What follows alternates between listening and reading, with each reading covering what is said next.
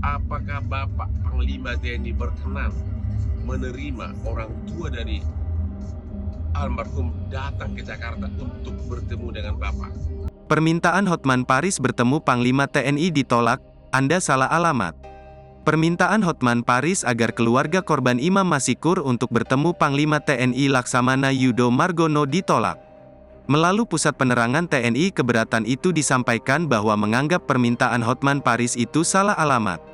Sebelumnya, pengacara Hotman Paris Hutapea melalui postingannya di Instagram bertanya apakah Panglima TNI berkenan bertemu dengan orang tua Imam Masikur.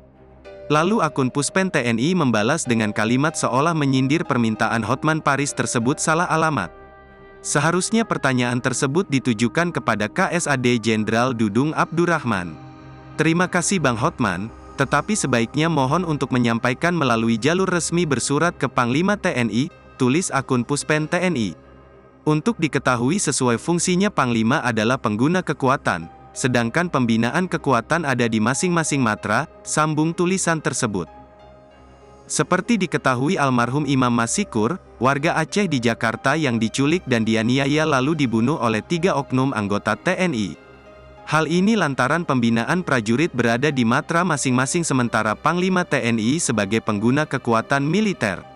Sebelumnya TNI AD sudah merilis identitas 3 prajurit yang menganiaya Imam Masikur hingga tewas lalu jasadnya dibuang ke waduk.